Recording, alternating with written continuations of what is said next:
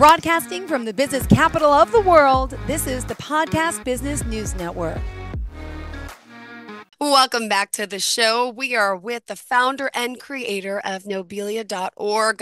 We're talking today more about the work of Syl Sabastian and congratulating him on being our professional of the year. Excited to talk more about the moreness that he offers and the change and the help of breaking free of your limitations and just going beyond what we know to live our best lives. So welcome back today. How are you? Most excellent. I love your introduction. It's so No, brilliant. no, It's so no. brilliant. You're so kind. How can we contact you? Tell us the website we should go to. Nobelia.org/connect. Perfect. And tell us a Yeah, little bit about what it is that easily. you do. My goodness, there's Right. so much to I your whole yeah, self-discovery yeah. and Oh, keep going, keep going, keep going, keep going. oh, oh, I love your questions. But keep oh going. I'm no, I too mean he's excited. got this amazing Facebook group, the self-discovery group, and it's always live, right? Sunday through Friday from 1 to 3 p.m. Eastern Standard Correct. Time. You could subscribe Yeah, there to his website as well and ask yeah. any questions. So tell us a little about Brilliant. what you have in Right. store for us today. All right. Just on the Facebook group. The Facebook group is there all the time. Of course, it's a Yep. regular group, but I do a live in the group every day from let's see, 10 Pacific to 10 to 12 Pacific, more or less. It varies Yep. in time. And anybody can join. We hang out and we discuss stuff. It's myself and a friend, a really good friend who's very involved in this. So it's just a nice time to get into real fine detail if you want. But other than that, today I'm going to continue with Way-of-Impeccability on clarity of intent. But I specifically want to talk about why Sure. it's so important to have clarity of intent. Last week we connected it to your children and how it can connect to them via what am I doing? And this of Yep. course applies to adults too. And then we take that little d doing and we expand it to capital V doing. And now we say, what am I doing with my life, with my soul, my spirit, my energy, everything, right? And then you start to get to moreness, taking Yep. that and extrapolating it all the way. But today I want to say, why clarity of intent? Why does it matter so much? It Yeah. matters incredibly because of emphasis. You're going to Yeah. say, what do you mean? I say, it's got something to do with this because of the way the brain works. The brain is entirely focused and structured and it's come about to be uh, how it learns and actually literally changes is because of emphasis. It's really incredible.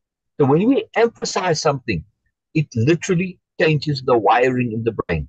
The nodes Yeah. get bigger, the little connectivities between the thing that's emphasized, those connections get stronger and bigger, which means now that whatever that enlargement is, it starts to connect to other nodes that are more or less similar and more connections. And the more emphasized, the more connectivity. Now, this works both positively and it works also negatively, which is when it comes to trauma or PTSD, right? You've got Yep. the negative event that was severely emphasized and it rewires your brain. But all of our learning is also emphasis. It might not be as dramatic as that or on dramatic things like, when your first child was born and stuff like that. You really remember it in exquisite detail, right? You remember every little nuance. Yes, Joe? And your children were born? You do? Yeah? Of For course. most people, right? They remember. It's a huge deal. Yep. Now, that's emphasis. But likewise, what do we learn? Think about back to school. What do you remember from school? Well, pretty much nothing. Yes, I know, except right? It's so true. right. Except though, I remember lots of things from school, not necessarily from the school work necessarily, but I remember things that happened during school. Why? Because they were important and they mattered. Yes. And I call those memorable events or significant experiences, which is a particular topic of it. But just in general, if something is important to us, we tend to remember it. Why? Because it's important. Now, let's take that the other way around and say, when I have clarity of intent, clarity, not just an intent, but clarity of intent, which I can have multiple intents, but it means that when I have an intent, I'm going to be very clear about it. Now, we have to say, well, what do you mean by an intent here? Well, what's the difference between an intent and a want? Well, if I want something, I want that Ferrari, for instance, but I don't necessarily intend getting it because well, I want it, but I realized to get it is kind of a big deal and a big hassle, will involve a lot of energy, a lot of work. I'll have to save up or get, whatever. Oh, okay, yeah, I just want it, but if I get it, nice, but I'm not going to really make an effort to get it. However, I intend to publish my next book, which I am doing. This is a real intent, or to write the book. Now, when you intend something, you are committing to making it happen. That's what an intent is, yes? And this is the difference between intent and intention. An intention is very much similar to a want. But you sort of saying, well, maybe I will actually make an effort. But the intention doesn't really commit you. There's an intent, it's a commitment. And I'm very, I pay a lot of attention to the usage of this word. You hear people throw this word intention around a lot, but it's almost like kind of an empty wish, really, because it's like a hope, really, that they hope they will do it, but they're not really, really committed to it. Someone says, I intend to do it. You know they really mean to do this. There's no doubt they're going to do this. And if we set an intent fully, properly, you're also going to involve your energy, your will, as it were. And this something is going to mean that when you set an intent, you're involving the universe. Now, yeah, that sounds a little woo-woo, but think about the word itself and go and research and look at the word and understand the difference between intent and intention. And then you see, oh, oh, yes, when we talk in common language, wow, they really intend to do this. No, those people are involving more than just their desire to do it, they want, right? You know about intent, Jill, if I understand things correctly, and about setting intents, yes? Jill? No, for sure. I, I want I, to know I, mean, about the I saw book. you What nod there. I want to know about the book that you're working on. Okay. I'll get there in a moment. Let me just finish on this I point know, of I know, I intent. know. Yes, I'm gonna get there. I'm gonna get there. But to set an intent. No, no, it's all good. I love that you want to know about the book. This is great. I'm excited about the book. But to set an intent is something that you're committing and you're involving the universe. So I'm doing everything that I can do. But when you set an intent, stuff happens around you. And I'm going to connect this even more excitedly to why it matters to be so very clear. Because the more clear we are on our intent, in other words, I have no reservations, I have no doubts, I have no, maybe I'm a bit guilty about none of the stuff, no reservations, no restrictions. This is what I want to do. I feel fully justified in doing so. Uh-huh. I feel fully substantiated. I have no excuses of well, maybe I don't deserve it. None of that nonsense. No, this is something that I intend to get. Not want, not like, not hope, but intend. I'm going to do it.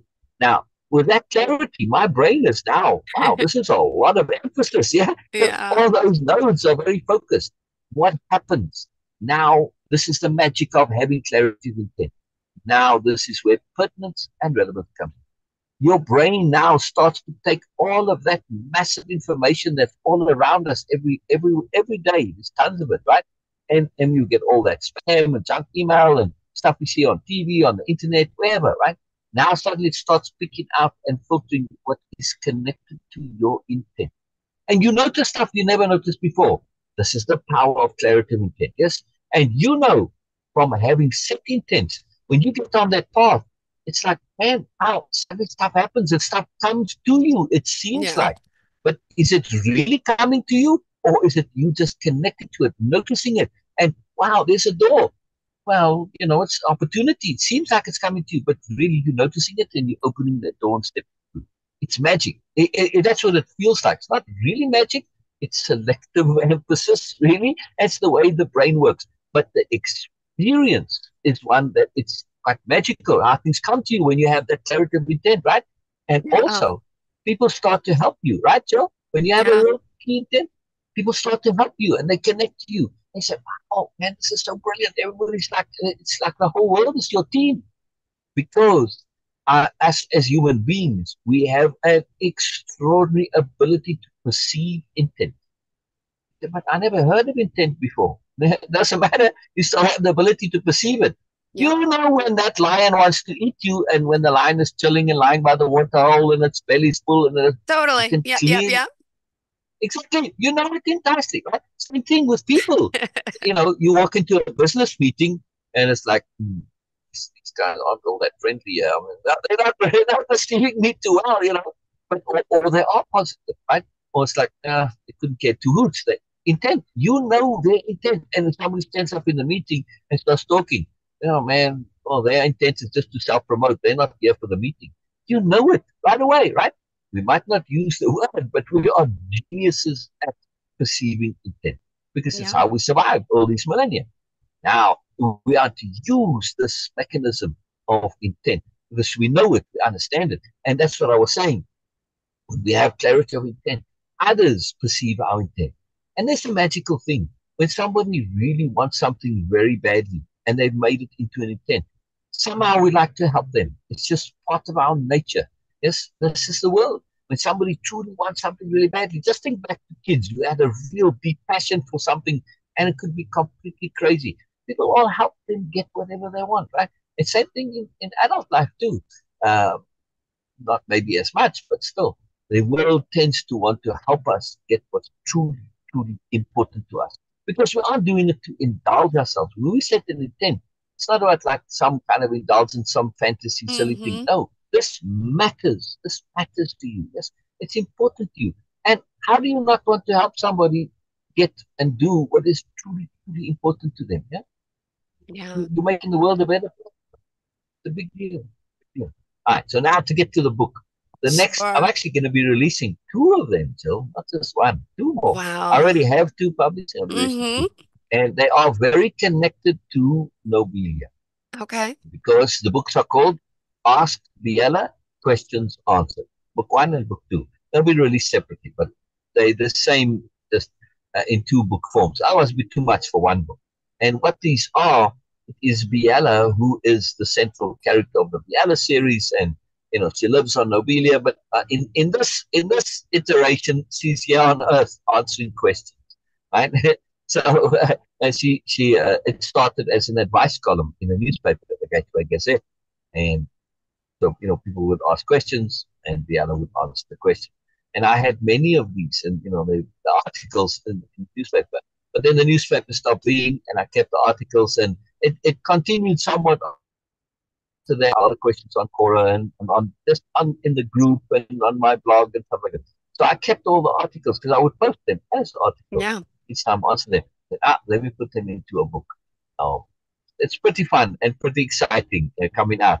And I'll actually give you a preview. I'll be sharing lots about the book when it comes out more. It's still busy making it, still, busy getting all the publishing aspects connected.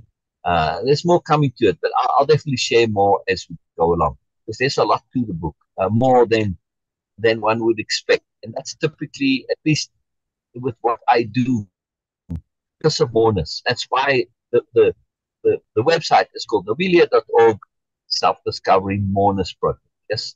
And there's always more to it. Yeah? There's lots of moreness involved. And moreness is just going beyond what you expect, going into that unknown territory where there is stuff that's exciting, that's profound, that's sublime, that's life-changing, that's transformative, that matters. And it's exciting and positive at the same time. So it's pretty cool. It's pretty cool. I want to just give you a quick glimpse here uh, of, of, of, of the book. And I have to load it. Just give me a second. Anyway, Sure. you wanted to know. So You the could shut. Yeah. articles, Are you going to share? Are you going to share your screen? yes, I'm going to screen share in a moment. Yes. Perfect. I wanted to say though, in terms of the questions, boy, did I get asked the most fabulous of fabulous questions in uh, during this, the time that I did this. It just fascinated me how I got asked questions I never would have ever sort of expected to be asked. Okay. It was an advice column, and you would think, well, okay, typical advice columns are all Yeah. about relationships and stuff like that. I think I might have gotten one question, Okay. one that was specifically, and it sounded like it was from a teenage girl, and it was, how do I get him to notice me more? And there was Oh, actually more to the question. I'll share it with you in a moment. sure. I'm just letting it load. But I got just the most incredible, amazing questions. Let me share a few here while Sure. that loads. I'll share a few. I'll screen share in a moment. Because Sure. I want to share just the questions now. So the very first question I got was, I want smart friends. Yeah. Yeah. And that's, yes, oh, I want smart friends. What's a good way to do that? Now you would think, okay, Biella's going to say how you go about getting smart friends. But Biella's Biella, and Biella also has lots of mourners to her, and nothing that you're going to expect is what you're going to get when it comes to Yeah. Biella. And as such, Biella says, your emphasis, she feels, says, dear questioner. I don't remember, I'm just quoting off memory now, I'm not Okay. remembering the exact words. But she says, essentially, she says to the questioner, your emphasis on smart is misplaced. That when you think about this, when you actually really go into it, you really want smart friends. Yeah. It says why? Because it is smart is something that is usually, based on an artificiality. Really, what really matters in friendship isn't Yeah. whether you're smart or not. What matters in friendship is the quality of connectivity and goodness and kindness and generosity and caring and the celebration of who you are and appreciate, etc. So she gets into a whole long explanation of why smartness is not very highly valued in friendships, at least not for her. And so it's a different answer. I mean, I'm not going to read the whole thread. Sure. We could if you want to. I mean, I'm happy to share. We're doing it in the Facebook lives. Well, we're on book 2 now. I've been reading the Bina, my friend Bina and I, reading going through the entire chapter and reading it. We call them capital R readings, which Okay. means we kind of read them sentence by Yeah. sentence, and we see the nuance and layeredness and the extra connectivity and how it relates and so on. And it's incredible how much more there is. Yeah, like everything she says has got layeredness to it, and she will kind of like come at things in a way that you don't expect, like in her answer there, where she says, dear potential friend, I hear you. I'm reading the exact name. But Okay. I feel your search focus is misplaced on smartness, she puts it in inverted commas. In actuality, it matters little. I've had fantastic conversations and interactions, months and weeks long or more, with individuals who might not be regarded as smart, certainly not by themselves. Yet these interactions were phenomenal, sustaining, fulfilling, enlivening, profound. Why? Many factors, none related to smart. I want to know the rest, you'll have to read the book. Otherwise, we'll be spending our time on the book, and I want to get back to Way-of-Impeccability. But I want to just give you a quick glimpse here, Sure. because the book is a little different. Now, I know uh, many are listening on they're just listening to it. Okay. I can't screen share. I can't screen share. Oh, it should be able to. Yeah, It's normally it has the link right there. Oh, there it is. Oh, I was looking under more. Never mind. I got it. no problem. Yeah. On mine, because I have my screen a bit narrower, There we I go. click on Gotcha. more screen share. So here's Go the ahead. title, right? You see, there's Ask Biella, question one, book one, 5 lessons, advice, and alternative solutions. Now, this needs to be changed. This was a typo, and they're busy changing it now. It's alternative solutions to self-help. But this is what I wanted to show you. As we go down, we have all the usual stuff. And yeah, let's get there we go. Let's get to chapter one. So there's chapter one. I want smart friends. And then we've got some art. And yes, the article. I don't know if you're seeing it. There we go, right? And then as we scroll down, you'll see, oh, wait a minute, there's more art. Now this is the preview of the book. It's not the you're not seeing it full screen, of course, right? If I go to preview, you'll see it. But you get the idea. There's all the chapters have art in them. Yeah? And the art is very much related to the question, how can I find peace and happiness? And then related to the answers, or to the responses, right? And there's tons of art. And I put in, there's 100 different ways to look at Biella. She doesn't have a specific image. In my mind, she somewhat does. But, I look for somebody who exemplifies more. Yes, and there's a section in the front that says about Biella. Biella is somewhat of an ideal, and someone we can aspire to, but in a feasible, realistic way, because we see Biella exemplifying all of what we're talking about with Way-of-Impeccability. It's all there in everything she does and everything she shares. And she shares these different perspectives. And in some of the chapters, she really lays this out in a big way. Right? So I'm just scrolling real quick through this. You get an idea. The art is very different, right? Jill, if you had to describe it for those not hearing it, we have another picture of you. Right? Perfect. So I encourage, those who are listening and want to see the art. Obviously, when the book comes out, get it to see it. But if you really Mm-hmm. want to see more of that, come and hang out with us on the live and we'll share and we'll get into it. Because, I'm trying to not do so much visual to share. However, there is one thing to get back to our way of impeccability and clarity of intent. Yes, and you asked, what do I do? Mainly what I do is run self-change and life-change programs, right? And they are geared towards deliberate living. You see, we just live Wow. ordinarily. Yes, that's fine, it's nice, but when you live deliberately, Yeah. everything changes. Everything changes, right? And this is very tidy to live deliberately. And you know this, right? You know about deliberate living and you know about intent. So it's there in your life. But when we have these tools Mm-hmm. where we know them consciously and we know them deliberately, it enhances everything we do. In other words, I was talking about intent. Not actually no intent, but when I started to be more specific about it and to name it and to point out examples, oh yes, I know exactly what you mean now. I was Wow. making the obvious obvious. And that's what my job is, making the obvious obvious. I know it sounds foolish in a way, but the obvious wasn't obvious until it became obvious, Wow. right? Right? I mean, that moment before, Yeah. you probably know with your kids, right? You Yes. walk in on your kids, and the two kids are involved in something and that they shouldn't be doing, and they're Uh-huh. completely involved, right? And then you walk into the room and you say, "What are you doing?" Right? That's how they look at you, right? With that open mouth. Yeah. In that moment that you ask, you pop the bubble. The moment you ask, the obvious became obvious. That, oh, literally a second ago, I was very involved in doing what I was doing, and I was completely not realizing it was inappropriate and I shouldn't be doing it. But now that you say, what am I doing? Oh, crap, I'm in trouble. Yeah. Now, this gets a lot of kids into trouble because when they did it, they didn't think they were doing something bad. But when you said it, they realized it retroactively, and then they feel guilty. And then, of course, now they were doing bad, and then they get into trouble. Right? At least when I was kids got hyped because of this. Yeah.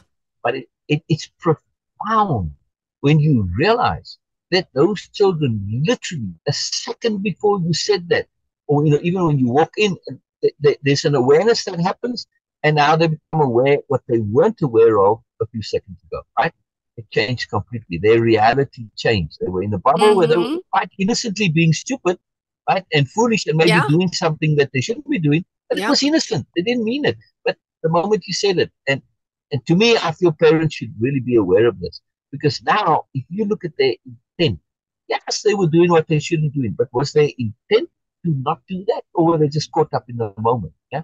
So now, to me, that becomes an opportunity for a lesson on awareness and appropriateness, Mm-hmm. rather than scolding them for doing something which, or giving them, punishment of some kind for doing something they had no intent to really do. They didn't know. They were ignorant and unaware.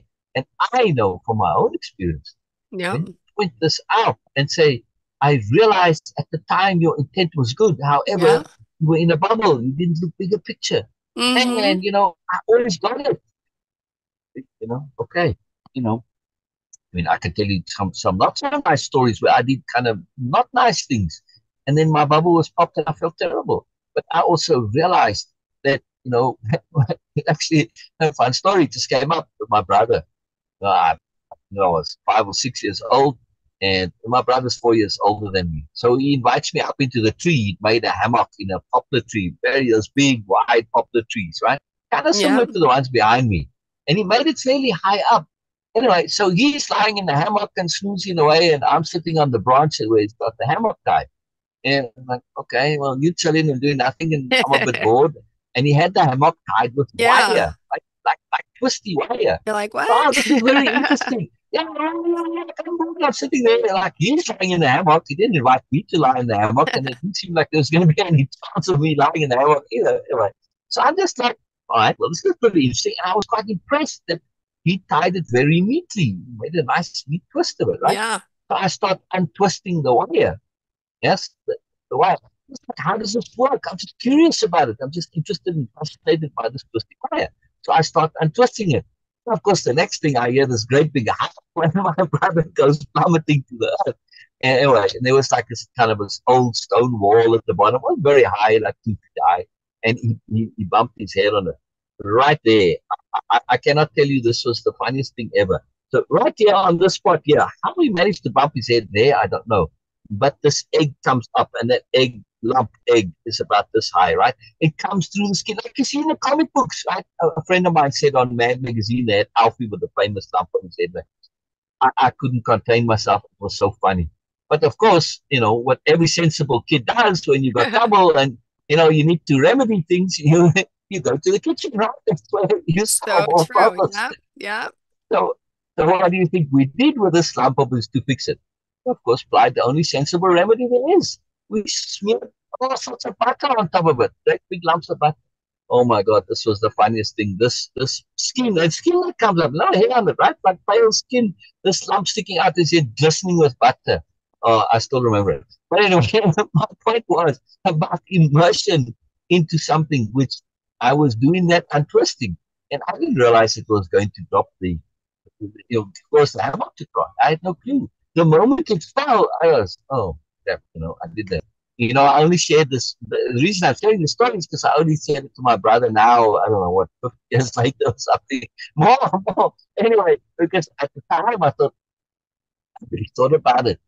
Well, where's the value in telling him? He's already fallen, he's already bumped his head, not going to help anything. Yeah. So I never told him at the time, but I shared with him the other day. But still, it's that bubble. We do things that we don't know have negative consequences until it happens. And then our brains are quite amazingly retroactive. And we have to be careful. I really considered whether I should feel guilty or not. It was quite a thing. It stuck with me for a long time.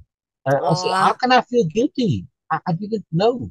I felt bad that he bumped his head, even though it was Yeah. profoundly funny that egg is not coming out of his head. It was the most hilarious thing because it was like the comics revealed. I'd only seen it in comic books, and I don't even remember seeing it in the comic books, but it was so funny. But again, to appreciate and understand our own awareness, that's the Yeah. serious point that I make, to really be aware. But we got to go. So we'll talk about it I more next week. know. All right. Thank you so much. It's all good, Jill. All good. All I right. got them Remind both. us how we can contact you. Yes, nobelia.org/connect. All right. Thank you so much. And if you don't Oh, mind, thank stop you, Jill. sharing your screen so we could say Oh, goodbye. yes. Oh, yes. Oh, yes. Oh, yes. Oh, yes. Oh, gosh, dang it. It works better that way. Thank you so Yeah, much, oh, Syl yeah. Sabastian. Yeah. We appreciate your Yeah. time. Always a Bye-bye, pleasure. everybody. Thank you, Syl. Bye-bye. Bye. Bye-bye.